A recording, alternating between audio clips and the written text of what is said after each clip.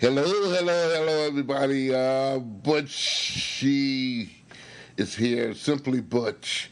Yes, it's Sunday, and another edition of Butch On Sports. We haven't been with you for a while, like a week, I'd say. But we're back now here and give you some sports news that you can't get enough of. I'm excited. I don't know about you. We'll do our best. Let's get to college basketball first and foremost here. Michigan wins over Ohio State on the road, yes, by a score of 75-69.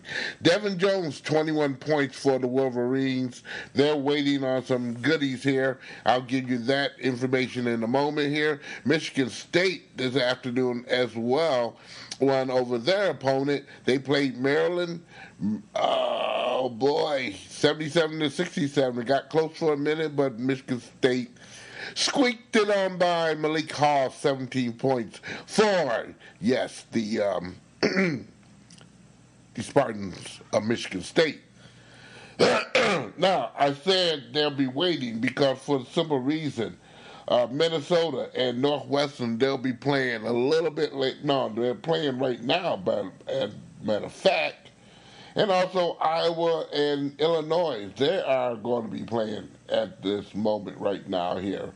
So once those games are done, and they'll be done by maybe 10 o'clock and all, we'll get the official standings and all here.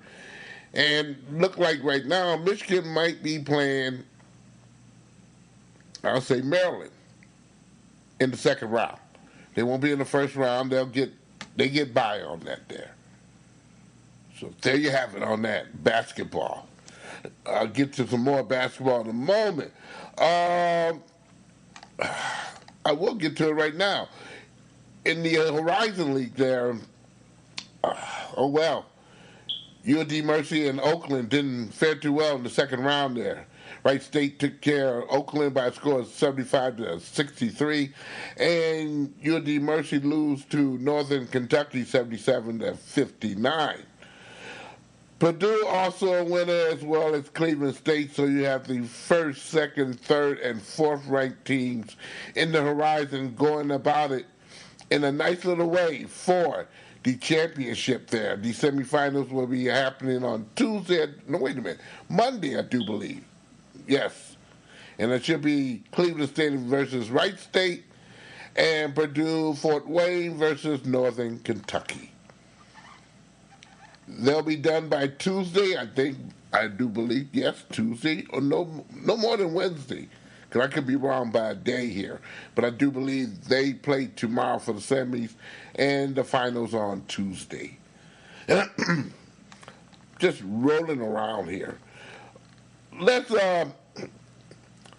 me get one more college thing out the way here. On Saturday night, the Big Ten hockey tournament is going on.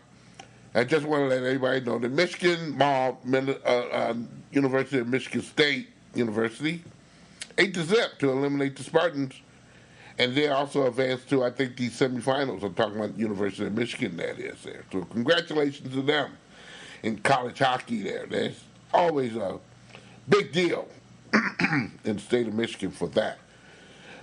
Okay, so Deep Bay scored 25 points. Kay Callaway had 20 and 9 rebounds. And Detroit Pistons, they rallied to beat Indianapolis, or I should say Indiana Pacers, they scored 111-06. 106, I should say. Friday night, Marvin Bagley, he also added 18 points for the Detroit Pistons. The Pistons have won 5 of 7 games right now, winning at Toronto on Thursday night. How hard can it be? Yes, tomorrow night, the Pistons host Atlanta at, yes, Little Caesars Arena. That should kind of give you a little spook there. Little push.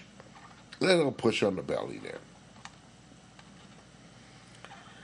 You know, Marvin Bagley has been a find for the Detroit Pistons. Believe it or not. When that guy came around here, everything kind of changed for the better. And hopefully some more pieces and parts that the Pistons have right now, they use them for the best interest of the team in general, kind of give themselves a little oomph going into next year because they're sure not going to hell anywhere this year. Robbie Fabre scored for the Detroit Red Wings lone goal on a heads-up play in the second period to tie the game 1-1. Maurice Sider, he extended his points streak to 8 games. However, the Red Wings were unable to take a lead, and the Lightning beat the crap out of them with a goal and an empty netter to boot. Yes, the Lightning beat the Red Wings on Friday night by a score of 3-1.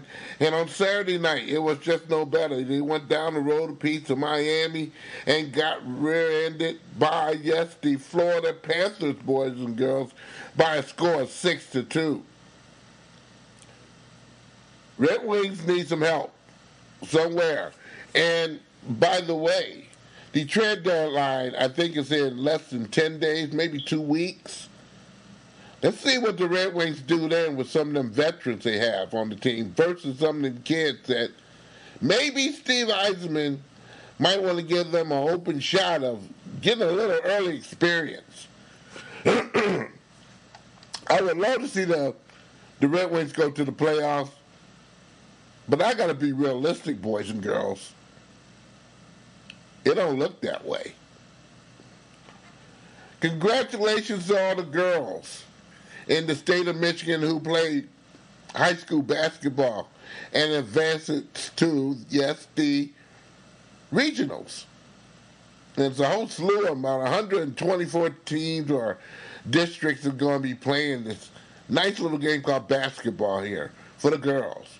The boys will shake a leg starting tomorrow night, Monday, as those divisions and little districts have been set up. So we'll see who's mean and who's not mean. I'm quite sure Detroit Public School League is going to have their rippers and snappers there going into the regionals. But then that's when the rubber meets the road for all these high schools in general.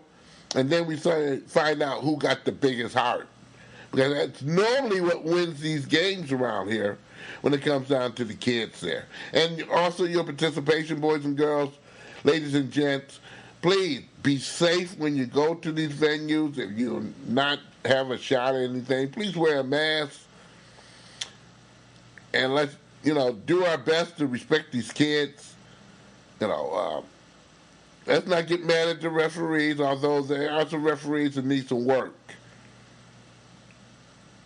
Also, there's some parents and guardians out there that need some work, too, when it comes down to their attitudes. This is a child who could be robbing a bank or something here or doing something no good. Decide to go athletic to balance their curriculum at school or the scholastics there. And people are acting a damn fool at these games. It doesn't make the kids too happy. We went through a lot to get fans to come back to the games. Let's not spoil it for the kids or the support for these children by acting stupid.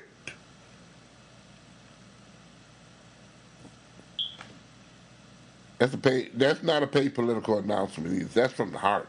Because that's going on in the state of Michigan right now. Referees are getting, and like I said, I don't mean no harm to any officials there. That takes a whole heck of a lot because that's probably their second job and all, not their only one. But they come out there to lend a hand and some support to these kids and call the game, hopefully fairly. But there are some officials out there who basically right now is not cutting it. And it causes a lot of confusion with the fans. Now the fans on this day and age, everything is not going to be perfect. So we want to give the referees some slack, but we hope the referees and the officials from the top end see this and maybe have a chat or a meeting with those particular officials so they can guard themselves and get better, okay? We don't need all this stuff out here, especially with our kids. Let's move on. Hey, you know what the Sinclair Broadcasting Group is? A lot of you don't know, but Sinclair Broadcasting owns a lot of radio stations and television stations, and they're reared in the South. Sinclair Broadcasting was the owners of a wrestling ensemble called Ring of Honor. However, Sinclair Broadcasting Network has sold Ring of Honor to sport executive Tony Khan, the founder of the Jacksonville-based All Elite Wrestling. Khan is also a co-owner of the NFL Jacksonville Jaguars, announced the agreement to acquire the assets of the Ring of Honor Wrestling Entertainment LLC from Hunt Valley-based Sinclair during the live event on Wednesday, which I call a piece of it there. Matter of fact, he practically signed the contract on that show, and that was done strictly live. So you're going to have a lot of Ring of Honor people along with Japanese wrestling, okay, which they have a very good tie in working with. So AEW is getting bigger, better, and a lot more recognizable because the people on television, they're definitely watching the shows, and they're definitely taking notice to what the people would like to see in a wrestling match. And yes, some fairness besides what you see right now from the WWE, which is basically who beats whose brains out first. You know, competitive wrestling is the name of the game, and that kind of takes top billing to beating somebody's damn brains out.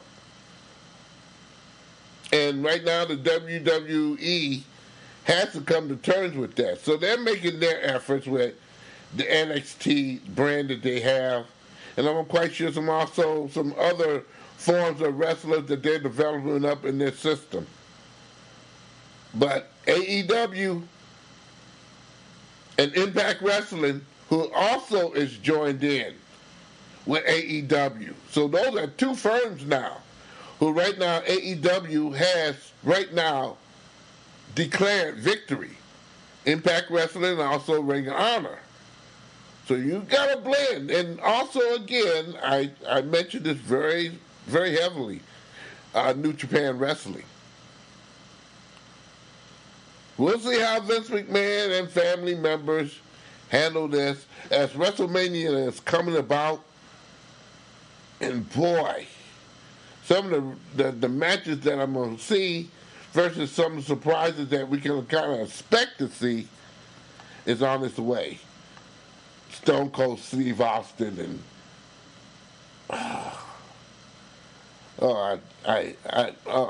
I'm going to leave it alone right now.